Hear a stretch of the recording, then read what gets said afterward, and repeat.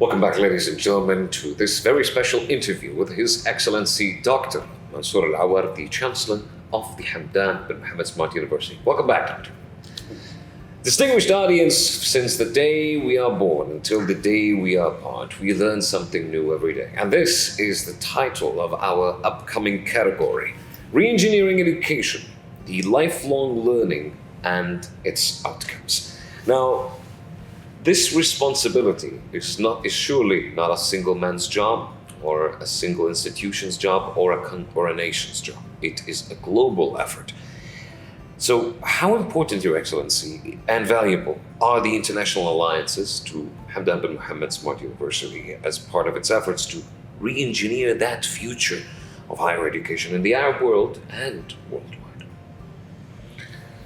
I think the word re-engineering is kind of a disruption to the system of the higher education. And when we launched this project, the University HBMSU, we had 4 elements of our vision at that time. One is the capacity lead, one of which was the impact. And the impact was very important part, because the impact is the percentage of learning that you're making into the society. And if we invented that's why something called the pyramid. We have 4 categories of learners in this university.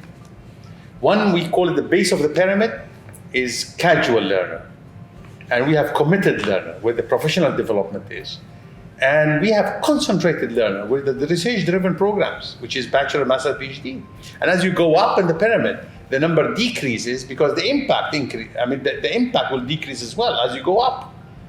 So, and the top of the pyramid is the continuing learner. We are the executive education.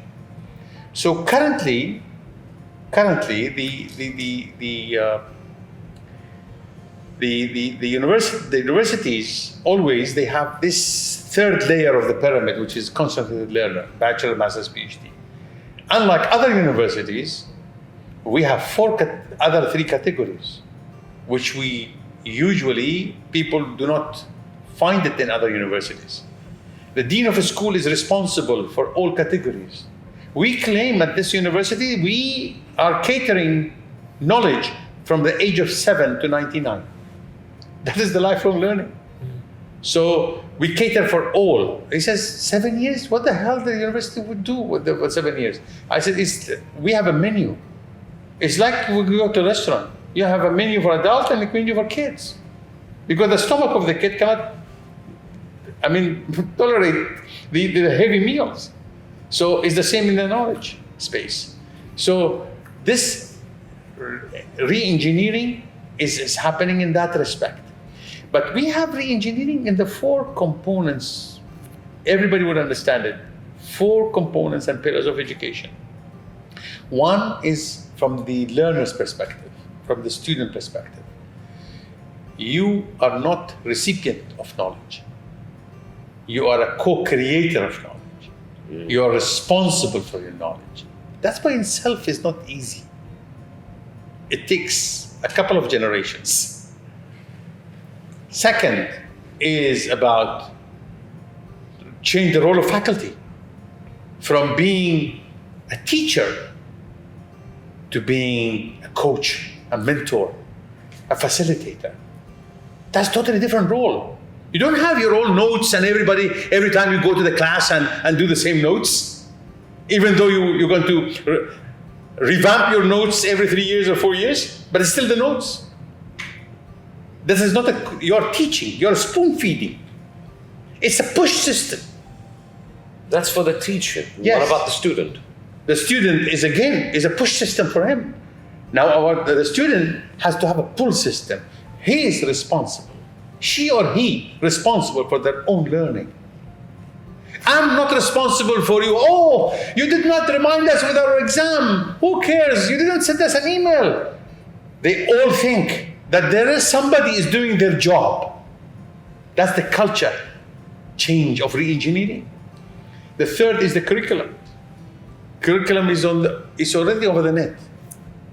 So what is the role of the faculty then, unless he enriches with knowledge? And the fourth is the learning environment. Wow. Learning environment, we are going spaceless, timeless. At your own pace of comfort. You learn wherever you love to learn. You don't have to come to the class. Do you know through the COVID-19, the emission of the carbon dioxide decreased considerably around the world? Yes. And mostly, I'm talking an example in Dubai. You find less cars on the road because the learners, the students, everybody is at home, not on the road. Less accidents. The society is becoming much more safer if you're going to go to online education. You are saving times, even remote working. People are talking about employees across my colleagues are talking to each other. He said, oh my God, when on Teams, we meet on a virtual meeting. Rather than to have a parking, you have to have 5 minutes there, stuck in the parking, meeting delayed. You are on time in each meeting and more productive. How come? So, re-engineering of education, 4 pillars being re-engineered. And this is around the world. I have a question, Doctor. You mentioned that you've turned a teacher into a mentor and a tutor, and graduates from job seekers to entrepreneurs. This is what now. As much as I'm interested, and I ask you, how did you do it? You see, I'm more interested about what was at stake. Should they fail, that they could not afford to fail and did it? That's a good question. I have an example for you. You might be surprised when you talk about coaching, mentoring. I had 100 learners, our research indicated 100 learners in a certain program which is called Change and Innovation Management. 100 Emiratis entered this program, master's level. After first year of their study, they got their trading license. 2 years after graduation, they left their jobs. All of the 100, they have something in common. They're coming from the middle class. Their parents cannot support them in opening up any business. Yes? And now, the least out of the 100, his turnover is 20 million dirhams. He couldn't have dreamt of. And at the top of the pyramid is 400 million dirhams. Turnover, annual. What else? I mean, if you're talking about coaching and mentoring, you're talking about skills, entrepreneurs. We built in our learners the skills which they can face anything that enables them to do whatever they like to do in their own life. Not become into the line of job seekers. Queuing up for somebody to have a mercy on them. That's exactly the vision of our leaders in this country. Your Excellency, the university has been a leading pioneering path for nearly 2 decades, successfully reaching excellence and spreading smart learning and a lifelong learning. Now, what are you looking forward for the coming years, especially within the challenges caused by COVID? I mean, the traditional way of thinking now is thinking, when is COVID going to end? What is the end at the tunnel COVID? But surely, as inherited from His Highness Sheikh Mohammed bin Rashid Al Maktoum, you're thinking way ahead of COVID. Where are your thoughts headed in that area? Can you bear with me? You're not going to be shocked or something? Yes, I can. In 2003, I've been invited to one of the universities in the GCC countries. I talked about online learning. A faculty stood up saying, I never believed that our education system will be spoiled and destroyed, and specifically by a GCC citizen. Whoa. that was a kind of a shock for me at that time on the stage when I was confronted with the faculty. That was challenging and very belittling at the same time. Exactly. I take it much more positively because you are an enemy of something that you are, of your ignorance. So what I said, look, don't you agree with me that shopping is essential? He said, yes. Wouldn't you agree also that shopping malls as brick and mortar, not anymore? At 2003, not 2020. He said, yes, I can accept that. I said, don't you agree that banking is essential? He said, of course. I said, don't you think that banks as brick and mortar, not anymore? He said, yes. I said, if you agree to this consequently, which is coming up at the end of the tunnel after COVID-19, schooling is essential. Schools are not. Learning is essential. Universities are not. That means what is coming up in the near future, what I call the whole higher education. In 2014, by the way, Pearson published a report to all presidents of universities across the world, titled this report by "The Avalanche is Coming." A CNN reporter asked me, what do you mean by this? I said, HBMSU is the avalanche.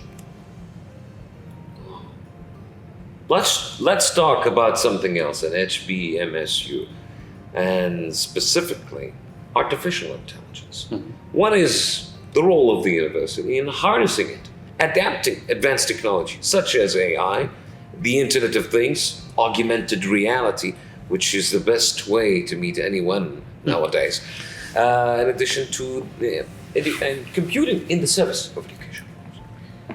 We don't claim in the first day, that was my promise to my bosses, we are not going to compete only on technology, because that is a soft race, rather than we are going to concentrate on the hard race, that nobody dare to jump into that area. Which is? The pedagogy of learning. How you would teach people, how you would be able to mentor people with technology and to get the same knowledge. That's the hardest part, and even on educators. The evolvement, the challenge that we are leading today on the forefront of the world, because we're leading on that front, which educators around the world will recognize it. Because the pedagogy is hard. It's not just only to sit when you sit, you are not supposed to you cannot teach like you have a blackboard. It's totally different. So I think the AI will come to shape up more advanced pedagogies using the AI. For instance, can we imagine tomorrow in our School of Education, we're preparing the teachers for tomorrow, where the schools will be run by robots, not by human beings. Okay, where are the teachers going to go? Is the work and the job of teachers will be eliminated from the job list? Never. Take an example, Yusuf. You are a student and I am an instructor in the class. One day, which I have a wonderful day, sunny day, wow, full of energy. You evaluated me at that particular lecture that you had that time, Mansour Al-Awar, you are great, you are thumbs up. Because I was at my peak of my energy. You radiated positivity. Absolutely. And tomorrow, I am a human being. Tomorrow, I have my kid sick. I have a problem financially. I came to the class with not Mansour Al-Awar that you have seen last week. The question is, how you as a learner would like to have Mansour Al-Awar 15 weeks at the same peak that you had it on that day? Now my role will become afterwards to do the machine learning to create for you an avatar of Mansour Al-Awar who has the same passion all 15 weeks along. you will be having a quality of education or not. But my role changed. I gained more different skills of how to get my avatar would be totally Mansour Al-Awar at his peak on every day. But my role changed. But still, I'm Mansour Al-Awar, but behind the scenes. Leads me to my final question, Doctor. The saddest thing in this world is when a basic human right becomes turned into a business. Healthcare, law, etc. And more importantly, education. How do we develop education as the world develops, as the market changes, as the demand changes, and make sure that education becomes a right, becomes a tool, becomes a weapon, but not a business, and therefore not over expensive? That's also a good question. Countries in the COVID-19, with the economical downfall across the world, they will not be able to, we are not going to be capable of building more schools. What the rights of the next generation is going to look like. If governments would not adopt smart learning. That's the solution. How can we control the business part and perspective of this if we don't have a smart learning? Don't you see the media today? Parents are shouting left, right, and center that why the damn schools are getting the same fees as they are getting, and we are looking after our kids rather than you to look after our kids. Indeed. So if you would like to deduce the concept of business, go online, which means cutting costs, which will become ignorance is expensive, education should not be so. Where education will become a utility, Yusuf. As you have DIWA today in Dubai, electricity and water, tomorrow you will be having a cable from Hamdan bin Mohammed Smart University for your kids and your family. And you're paying only a subscription per month for $16 or $20 a month. And your kids will be taught with a quality of education at their own pace, at their own comfort zone, everything. Doctor, allow me, I did say this was the last question, but I'm pretty sure you can really brief it up with a couple of words. But back in the day, whoever studied online was belittled, was underestimated, was judged as a person who cannot afford to go to a pretty good university. Nowadays, when schools and educational institutions are closed, in this era, are online students as belittled as they were in the past? I don't think so. I don't think so. We have evidences. Our graduates from master's level, they are doing PhD across UK, across United States, Australia, New Zealand. I mean, they are being treated as the other universities, if it's just not more, in terms of the competencies that they have. But I'm not talking about how the universities treat them. I'm talking about markets recognizing. Market recognition, it depends also on the evolvement of the advancement of the society overall, the legislations overall, which facilitates these type of things. And now it's getting more room. Now the society, like I said, we welcome COVID-19. Ladies and gentlemen, don't quote me wrong on this, but we are so happy because the legislators became much more aware of the benefits of online learning. Likewise, the employers. Because even the employers, the face of the design of the work design is going to change considerably. Your Excellency, thank you very much. Ladies and gentlemen, with the wrap up, we thought that we were only going to talk about the re-engineering of education online, but we actually hit two birds with one stone, for His Excellency just explained that at the same time during a crisis forced a nation, countries, into the track of evolution, making what was once not possible giving it a green light, making it possible and much more substantial. Please stay tuned. We'll be back with another, not less important, of course, category with this promising interview. Thank you, Your Excellency. Thank you.